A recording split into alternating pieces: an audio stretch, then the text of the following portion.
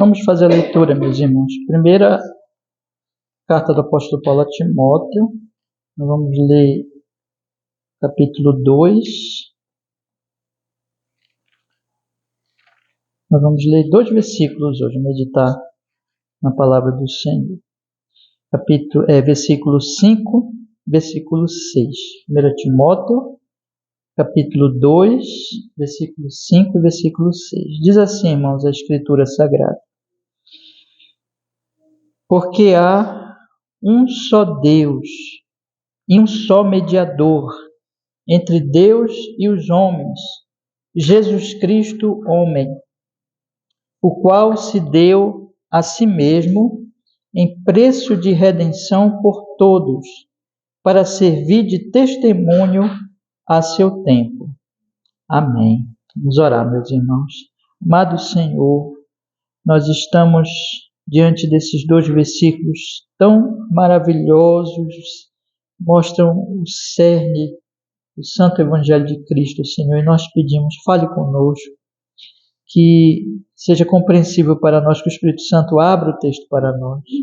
E também, Senhor, abra o nosso coração, aplica a nossa mente ao nosso coração, para que recebamos com fé, com humildade, e sejamos grandemente edificados, Senhor, com perdão dos nossos pecados em Cristo Jesus. Que assim seja.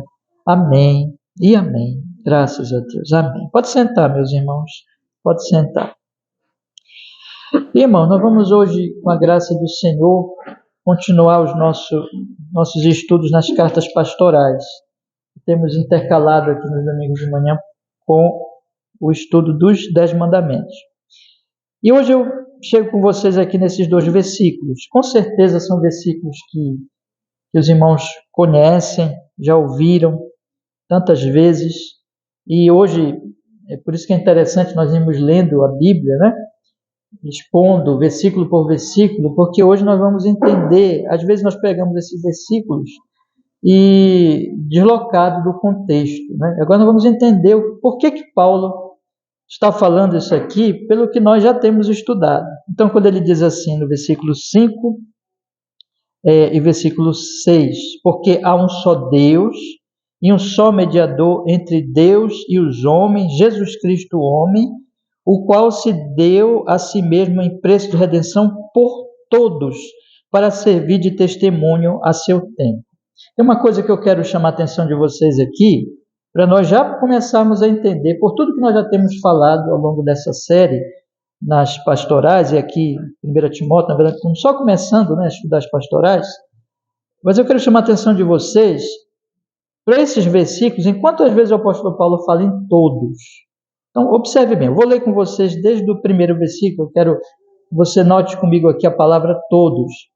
Ele diz no primeiro versículo: admoesto-te, pois, antes de tudo, que se façam súplicas, orações, intercessões e ações de graças por todos os homens, pelos reis e por todos os que se acham em eminência, para que tenhamos uma vida quieta e sossegada em toda piedade e honestidade, porque isto é bom e agradável diante de Deus, que quer que todos os homens sejam salvos e venham ao conhecimento da verdade. Por quê? Agora, esses 2 versículos que vamos estudar hoje. Porque há um só Deus e um só mediador entre Deus e os homens. Aqui ele não colocou todos os homens, mas já dá para subentender, né? E os homens, Jesus Cristo, homem, o qual se deu a si mesmo em preço de redenção, olha aí de novo, por todos, para servir de testemunho a seu tempo. Eu vou continuar lendo aqui mais adiante, os versículos que nós vamos estudar nas próximas posições, que diz assim: para o que foi constituído pregador e apóstolo, e digo a verdade, em Cristo, não minto, e doutor dos gentios na fé e na verdade. E aí eu chamo a atenção também para o versículo 8, que ele diz: pois quero que os homens orem em todo lugar, levantando mãos santas, sem ira nem contenda. Observe então que ele fala aqui de todos. Continuamente é uma palavra importantíssima aqui nesse trecho, para nós entendermos o que Paulo quer nos ensinar aqui, esse todos, todos, todos.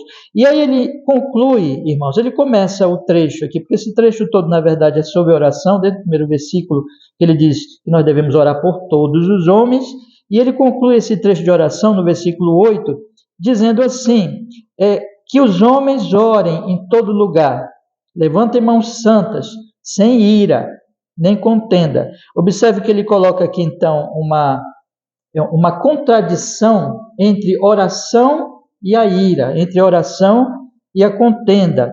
Então, quando ele diz, orem por todos, já dá para os irmãos aqui perceber, nós temos falado isso, né? Mas já dá para os irmãos perceberem que quando nós oramos por todos, significa que nós não vamos ter ira contra ninguém, não vamos contender com ninguém, não vamos odiar ninguém, né? Mas nós vamos o quê? Orar por todos.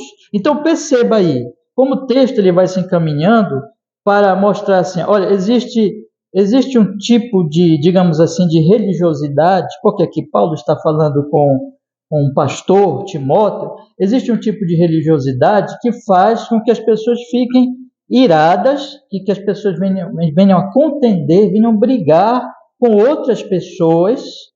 E existe um tipo de religiosidade que vai fazer com que, em vez das pessoas brigarem com os outros, em vez de elas contenderem com os outros, elas venham orar pelos outros. Né? Então, vocês não percebem que o texto todo está se encaminhando para esse aspecto. E veja que, desde o início da carta, uma coisa que eu tenho procurado sempre chamar a atenção de vocês, o apóstolo Paulo, vamos dar uma olhadinha agora lá no capítulo 1, porque tudo isso aqui é o contexto, é por isso que Paulo está falando essas coisas.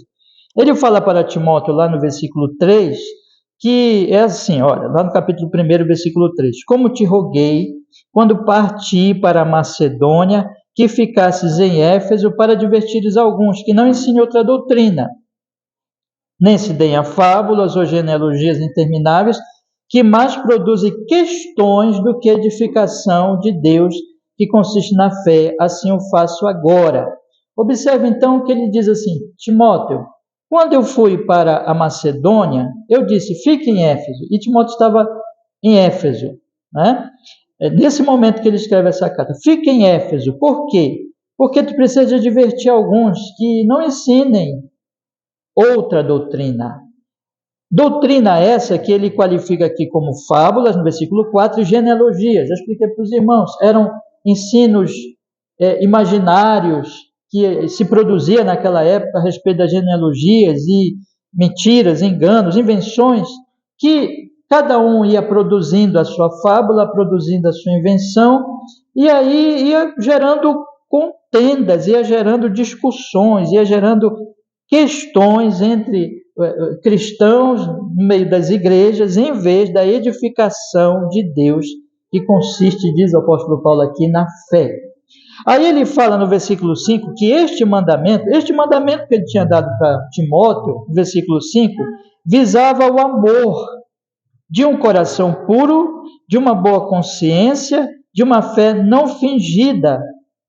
Então, o mandamento de combater essas genealogias e de, em vez de anunciar genealogias, evidentemente anunciar o Evangelho, porque o apóstolo Paulo mais adiante vai se dar como exemplo de alguém que foi salvo pela graça de Deus, né? Vocês observem aí mais adiante um pouquinho, no versículo 15, ele diz, esta é uma palavra fiel, digna de toda aceitação, que Cristo Jesus veio ao mundo para salvar os pecadores, dos quais eu sou o principal. Porque ele diz, eu fui blasfemo, mas o Senhor foi gracioso comigo e me salvou. Então, o que ele quer dizer para Timóteo o tempo todo? Olha, Timóteo, é isso que nós temos que pregar. É isso que os apóstolos pregam, é isso que tu, como pastor e evangelista, tens que pregar, tens que anunciar, isto é, o Evangelho, e esse Evangelho que produz essas coisas aqui, essas maravilhas do versículo 5. O amor de um coração puro, de uma boa consciência, de uma fé não fingida. E aí ele faz a contraposição do que as fábulas e do que as genealogias causam no versículo 6. Bora ler o versículo 5 e o versículo 6 junto para vocês perceberem que Paulo está dizendo assim: olha, Timóteo, se tu ouvires a minha recomendação e anunciares o evangelho, é isso que vai acontecer. O fim do mandamento é o amor de um coração puro, de uma boa consciência, de uma fé não fingida. Mas, desviando-se dessas coisas, indo-se para as fábulas e as genealogias do versículo 4, é o que acontece é o que está no versículo 6. Olha só, do que, desviando-se alguns, se entregaram a vãs contendas. Então, meus irmãos, o que é que eu quero chamar a atenção de vocês, e eu tenho sempre aqui nessas exposições colocado esse contexto do apóstolo Paulo, porque é isso que ele está aqui desejando falar a Timóteo e à igreja de Éfeso, e a nós hoje. Evidentemente que o Espírito Santo registrou isso aqui para nós. É que, irmãos, a igreja ela pode se perder, pastores, pregadores podem se perder em fábulas e genealogias, em ideias humanas, em pensamentos humanos, em doutrinas humanas. Isso vai causar ira, contenda, divisões, e na medida que as pessoas vão brigando e contendendo e se dividindo, elas vão deixando de orar. Porque, irmãos, a oração ela está vinculada à proclamação do Evangelho e ao que o Evangelho produz.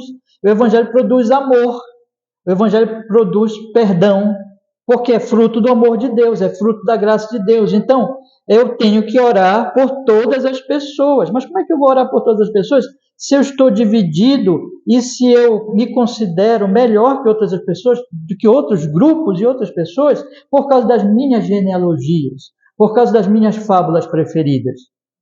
Então, na medida em que eu vou escolhendo fábulas, genealogias, deixando o Evangelho e me prendendo a essas coisas, eu vou odiando pessoas e eu vou deixando de orar. Por isso que Paulo, exatamente por isso que Paulo fala aqui todo o tempo, todos, porque ele está combatendo esse espírito faccioso, esse espírito de divisão, de contenda, de ódio, que, como é que eu vou orar? Veja que ele diz orar, e ele coloca aqui todos os homens que estão em eminência. Já voltei lá para o capítulo 2, para que tenhamos uma vida quieta. Orar pelos reis, orar por aqueles que estão no poder, e sempre na igreja é muito difícil orar pelo governante, porque o governante em geral está contra o evangelho e contra a igreja. E como eu disse para vocês, irmãos, no tempo do apóstolo Paulo era Nero o imperador. De maneira que nós temos aqui um homem poderosíssimo, um imperador que é contra a igreja. Mas o apóstolo Paulo está dizendo, ore por ele. Mas para que eu ore por um Nero, eu tenho que amar, eu tenho que entender o evangelho, eu tenho que entender que o evangelho, ele ultrapassa fronteiras, ultrapassa grupos. Jesus Cristo disse, ide por todo o mundo, ide a todas as pessoas, independente de classe, independente de nacionalidade, independente de ideologias ou filosofias, vocês vão até eles e anunciem a eles o evangelho, porque nós não somos anunciadores destas filosofias, destas ideologias, destas fábulas, mas porque essas coisas dividem as pessoas, essas coisas produzem ódio entre as pessoas, ódios raciais, ódios de filosofias ou de ideologias, ou o que for, mas o evangelho, ele quebra tudo isso. Ele vai até a outra pessoa, nós vamos até ela, e mesmo que ela seja diferente de nós, e efetivamente ela é diferente de nós, porque ela não é uma crente ainda, ela é uma incrédula, e ela está cheia de ídolos, mas eu vou amar aquela pessoa, e eu vou até ela anunciar o evangelho, e eu vou orar por ela, eu vou proclamar o santo evangelho a ela. Mas se eu ficar cheio dessas fábulas, eu não vou fazer mais isso. Isso mata a evangelização, isso mata a oração, isso faz com que as pessoas então se odeiem, irmãos. E o que o apóstolo Paulo está falando aqui, portanto, é que a igreja tem que ter cuidado. Olha, Timóteo, vai e anuncia e diz que isso deve acabar. Combate essas fábulas, porque elas estão produzindo contendas e não a edificação de Deus, e não o anúncio do Evangelho de Cristo Jesus. E é por isso, irmãos, que ele está tão preocupado com esse todos. Eu queria que ficasse bem claro para vocês isso, porque é por isso que ele fala: orem, admoeste, pois antes de tudo que se façam súplicas, orações, intercessões, ação de graça por todos os homens, pelos reis, por todos os que estão em eminência, para que tenhamos uma vida quieta e sossegada em toda piedade e honestidade. Porque isto é bom e agradável a Deus, nosso Salvador, que quer que todos os homens sejam salvos. Deus deseja a salvação da humanidade. Deus mandou o Filho dele. Deus anuncia através da igreja: pecadores se arrependam, como diz lá no profeta. Ele não tem prazer na perdição do ímpio, mas que ele se arrependa. Deus diz: vão a eles, anunciem o Evangelho. O Evangelho, portanto, tem esse sentido, irmãos, de romper essas barreiras das divisões humanas e a todos, independente de grupos e de classes, vão a todos, porque isto é bom, agradável a Deus. Esta oração por todos, esta oração sem ódio, esta oração sem essas divisões humanas, agradam a Deus, que diz para vocês: vão e preguem a todos, e que verdadeiramente deseja que todos os homens, versículo 4, sejam salvos e venham ao conhecimento da verdade. Sem divisões, sem classes, independente dessas divisões que os homens fazem, mas vão a todos os homens. E é por isso que o apóstolo Paulo aqui vai dar mais um argumento, nos 2 versículos que nós estamos olhando hoje, versículos 5 e 6, exatamente para quebrar essas divisões. Ele vai dizer assim, na verdade, Paulo está respondendo 2 perguntas aqui. Deus é Deus de quem? Primeira pergunta. Será que Deus é Deus apenas de um grupo? Essa é a primeira pergunta que o apóstolo Paulo faz. Segunda pergunta que ele faz. Jesus Cristo é mediador de quem? Jesus Cristo é mediador apenas de um grupo? O que ele está colocando aqui é o seguinte, deixa eu colocar de uma maneira agora um pouco diferente, dentro de tudo que nós temos já mostrado aqui. Ele faz uma pergunta: Deus é Deus de algum grupo segundo as fábulas, segundo as genealogias que têm penetrado na igreja de Éfeso e em muitas igrejas daquela época?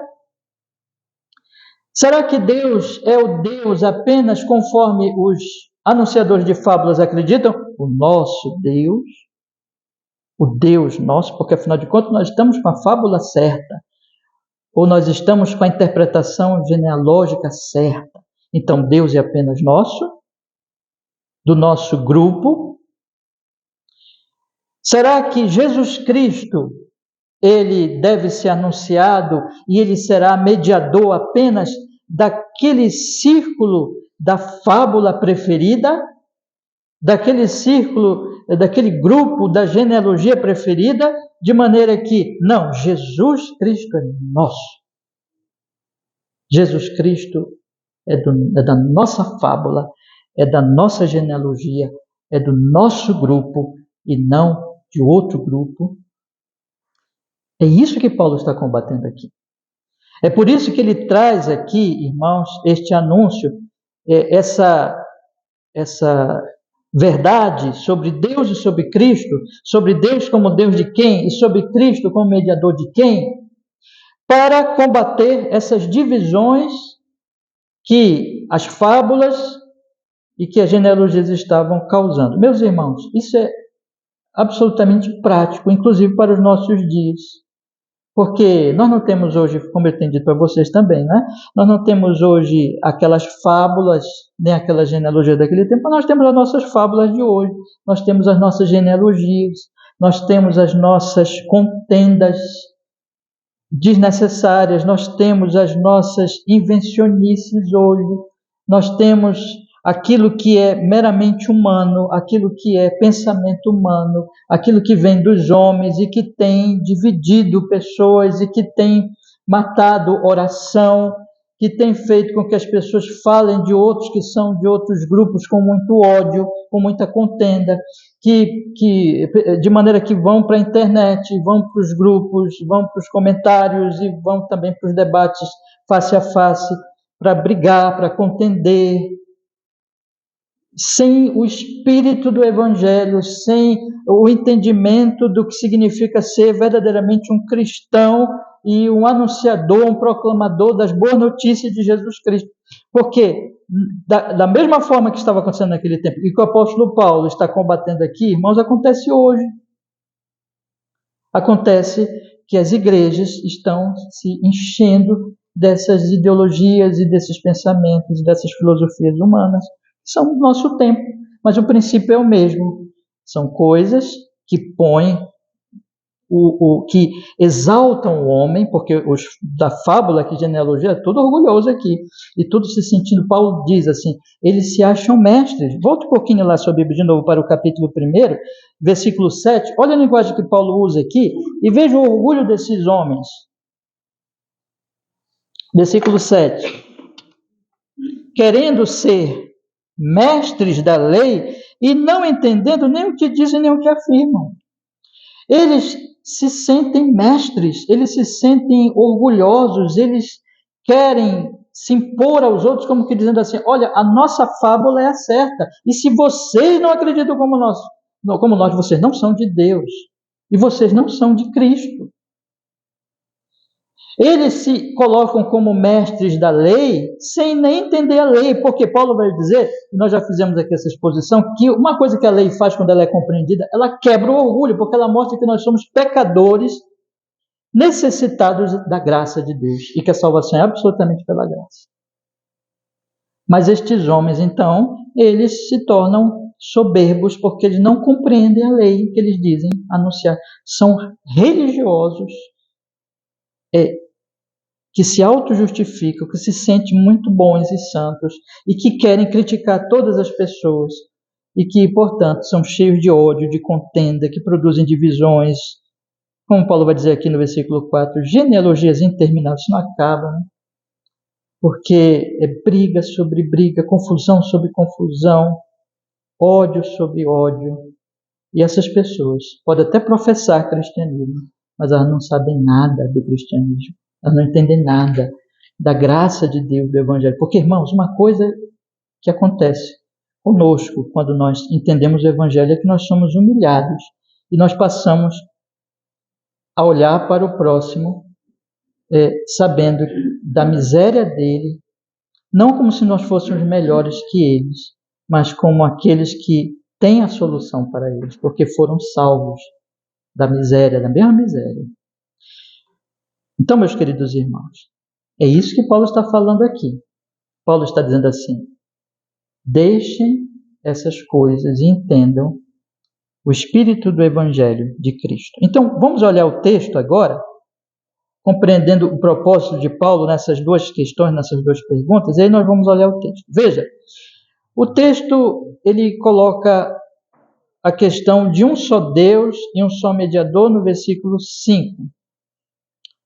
Ele coloca no versículo 6 sobre a obra deste mediador. Por que ele é mediador e como ele se torna mediador? E ainda no versículo 6, ele fala do testemunho desta obra, né? Então, nós podemos assim dividir esses dois versículos nessas três partes. De maneira que, vamos olhar então para o versículo 5, ele diz assim, porque há um só Deus e um só mediador. Quando ele coloca esse porquê, imediatamente o texto nos faz olharmos para o que ele tem dito. E o que ele tem dito, irmãos? Ele tem dito para nós orarmos por todos os homens. Ele tem dito que esta oração é agradável a Deus, que quer a salvação de todos os homens, versículo 4. Então, ele diz, olha, por que nós temos que orar por todos os homens? Olha só. E esta oração, ela agrada a Deus, que quer a salvação de todos os homens. Eu vou repetir aqui, tá? Por que nós devemos orar por todos os homens? E esta oração agrada a esse Deus que quer a salvação de todos os homens. Por quê? Por quê? Aí ele vai dizer assim, porque só tem um Deus, de todos os homens. Não existe um Deus do Brasil, e um Deus da África, da América do Sul, da África, outro lá da África, outro da Europa, outro da América do Norte. Existe um Deus que é um Deus sobre a humanidade inteira. E, na verdade, um Deus sobre todo o universo. Esse Deus é único, é Deus de todos, é Deus de tudo. Existe, evidentemente, uma rebelião no universo de Deus. A Bíblia fala que há uma rebelião das duas, digamos, raças nas Escrituras, que são os anjos e os homens, e parte dos anjos se rebelaram, e a humanidade em Adão se rebelou inteira. Existe essa rebelião, mas Deus não deixa de ser Deus. Deus não deixa de ser o Senhor. Deus não deixa de ser Deus, inclusive dos rebelados, porque Ele continua o Senhor.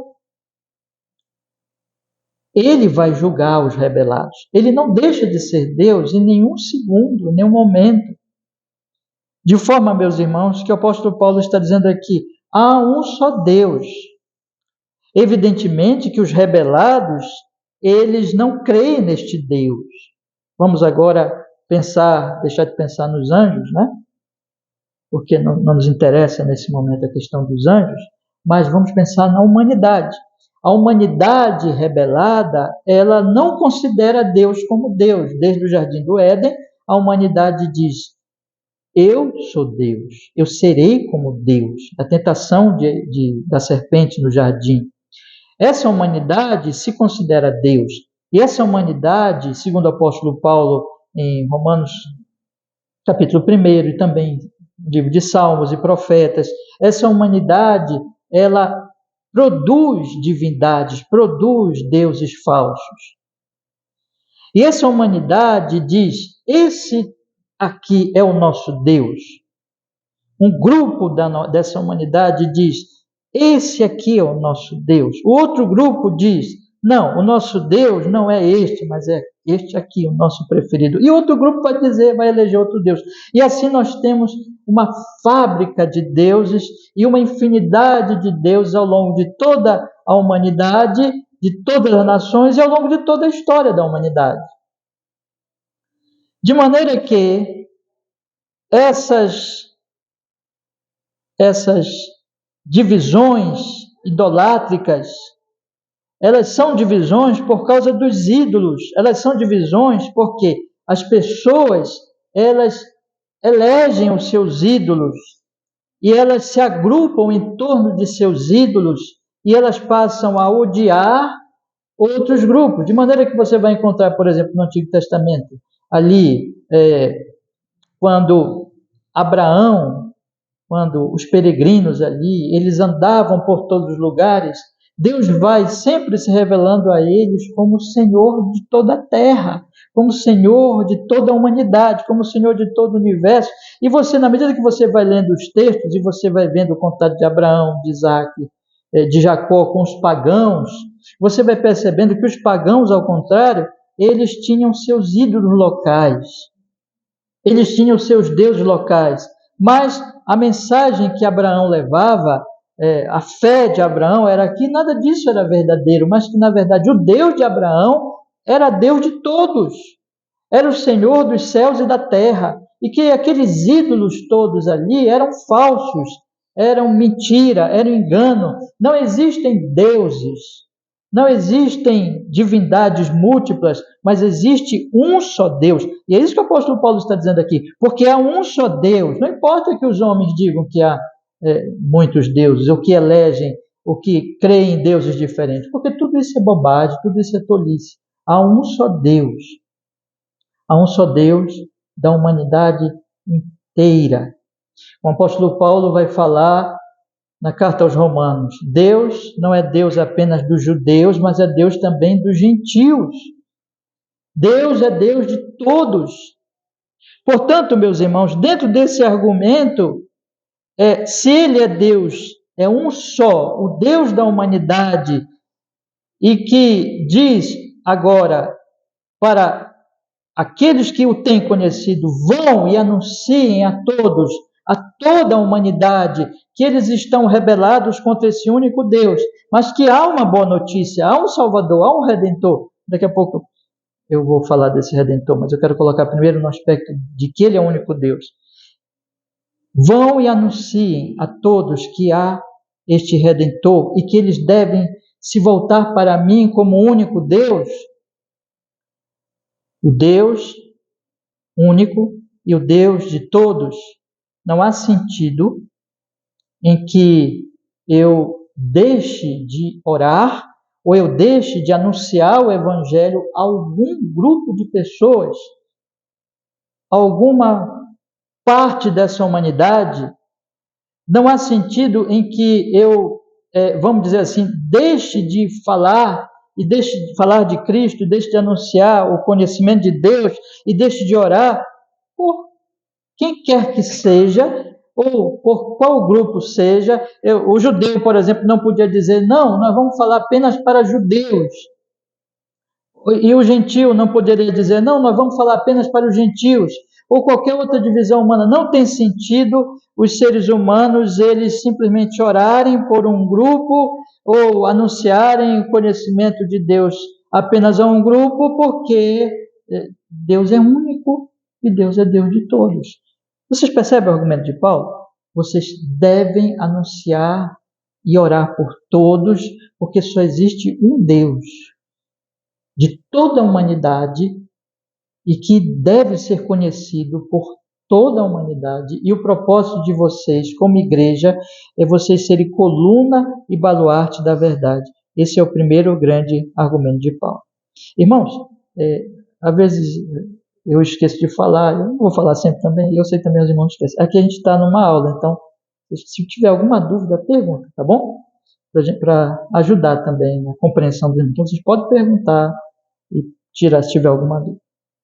Então, essa é a primeira grande questão, porque há um só Deus, e depois ele não para aí, né? Aí ele usa o outro argumento da unidade, agora não em relação à divindade, mas agora em relação ao mediador. E um só mediador entre Deus e os homens. E mais, Jesus Cristo, homem. Observem a ênfase então de Paulo. Primeiro, a ênfase de que não há vários mediadores, não há vários deuses e também não há vários mediadores, há apenas um mediador. Da mesma forma, meus irmãos, o mesmo argumento se aplica aqui em relação a uma divindade, um Deus. Por quê? Eu não posso dividir a humanidade, nem posso escolher grupos, porque afinal Deus é Deus único e Deus de todos, e que eu tenho que orar e levar o conhecimento dele a todos. Mas tem uma coisa também,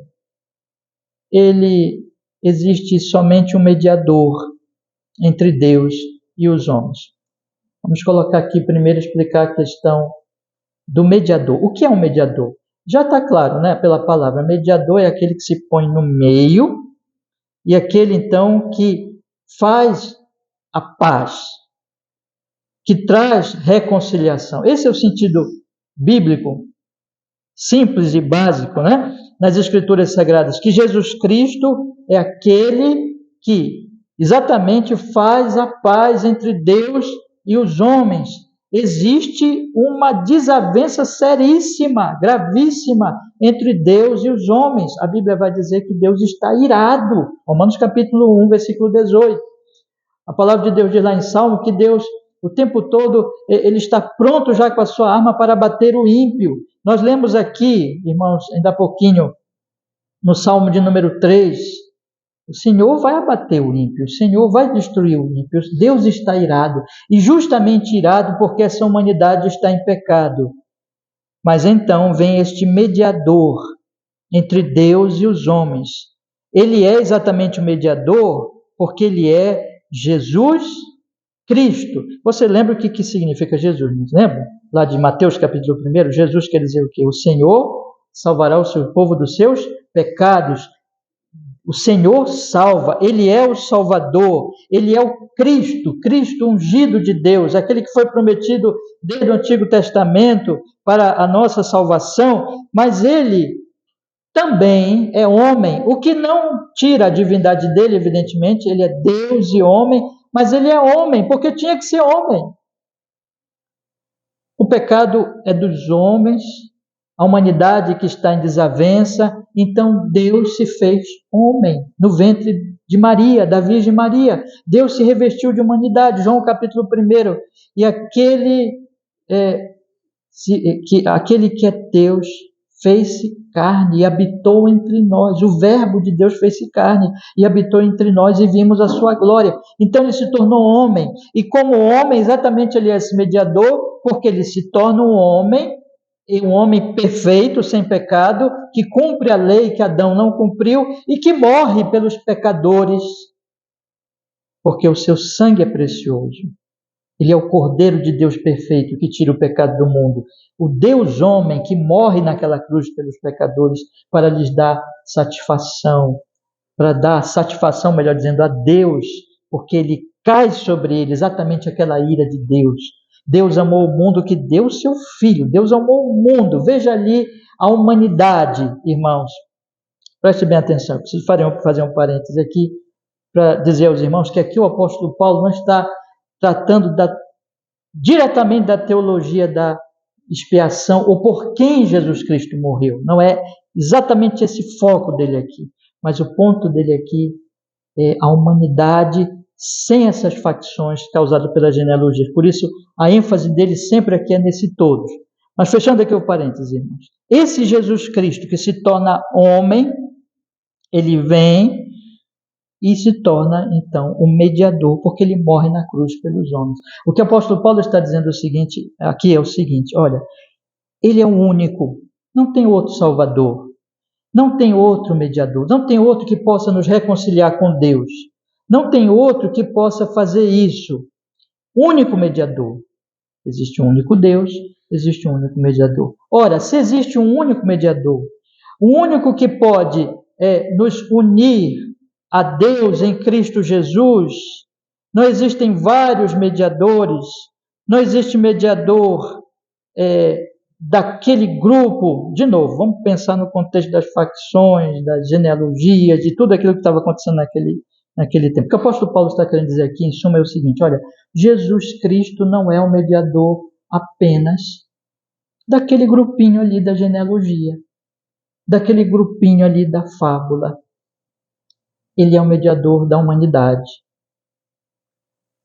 Sobre ele e a respeito dele deve ser anunciado a todos os homens independentes de quem sejam, do que tenham feito, do que tem crido até aqui, do que tem acontecido na vida deles, que existe uma salvação, que existe um mediador, que todos os homens estão em pecado, independente do que sejam, de que grupo sejam, e que se eles se arrependerem e crerem em Cristo, eles serão salvos.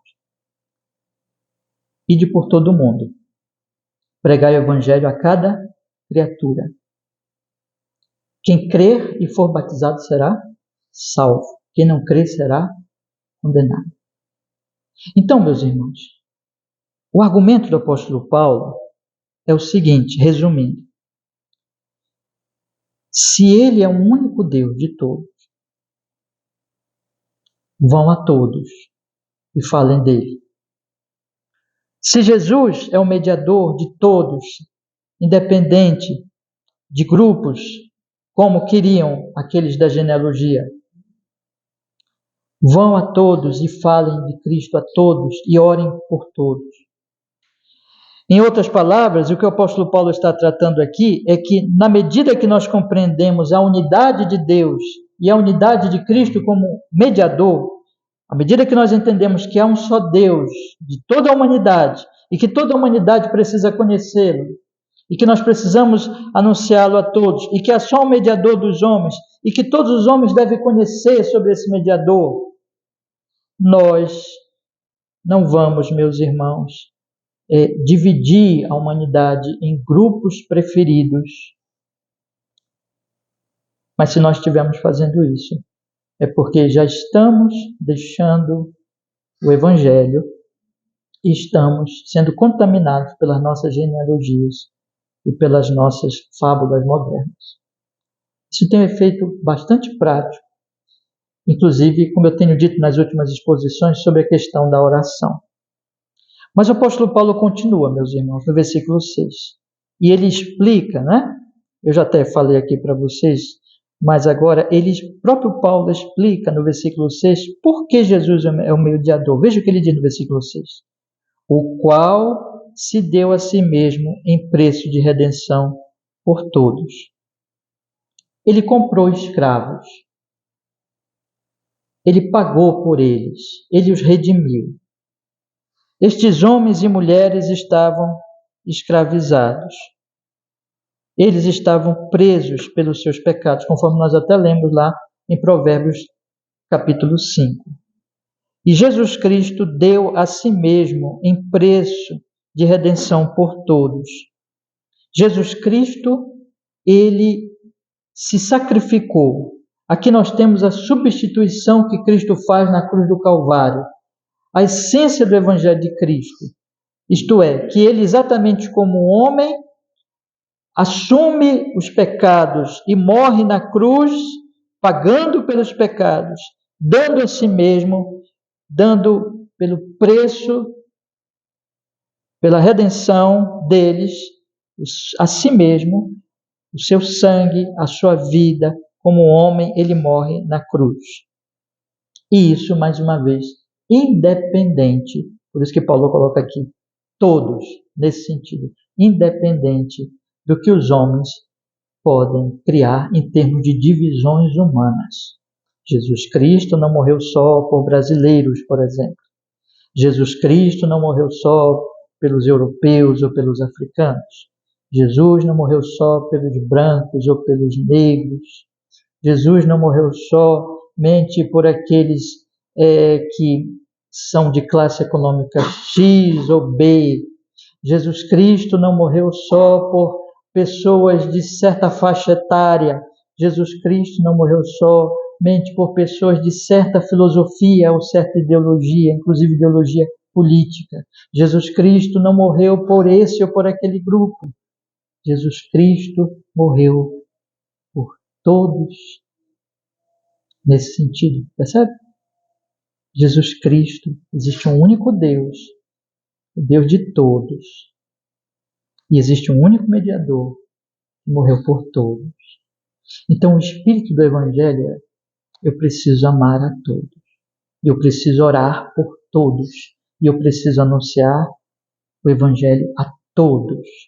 E se porventura, repito, eu estou deixando de orar, e eu estou deixando de amar, e eu estou começando a contender, eu estou começando a dividir a igreja, ou a dividir a sociedade, se eu estou começando a odiar certos grupos de pessoas, de maneira que eu não consigo mais orar, de maneira que eu não consigo mais chegar a eles e falar do Evangelho, porque a minha mente já está cheia das fábulas modernas, das genealogias modernas, e eu só falo disso, e eu só sei tratar disso, e eu não consigo mais, sair daquele emaranhado de coisas que estão dividindo em grupos, e que eu pertenço a um grupo, e que agora eu sou deste grupo, e eu já não posso mais falar e tratar com pessoas que pensam diferente de mim naquele aspecto. Se eu estou fazendo isso, eu não estou entendendo o que Paulo está dizendo aqui. Eu não estou entendendo o espírito do Evangelho. Que Jesus Cristo, como veio do único Deus para ser mediador desta humanidade, independente das divisões que os homens possam fazer da humanidade. Portanto, meus irmãos, ele ainda diz mais. Ele conclui no finalzinho do versículo 6, dizendo assim: para servir de testemunho a seu tempo. O que Paulo está dizendo aqui é que Deus foi preparando isso ao longo da história, ao longo dos séculos. Na verdade, desde que ele falou com Adão e Eva no Jardim do Éden, naquele grande e memorável versículo, Gênesis capítulo 3, verso 15. Todo mundo sabe de qual aqui? Sabe? Então, o quê? Porém inimizade entre ti e a mulher, entre o seu descendente e o teu descendente. Este te ferirá a cabeça e tu lhe ferirás o calcanhar. Está falando com a serpente, né? dizendo assim: houve uma aliança maligna entre a serpente e a humanidade.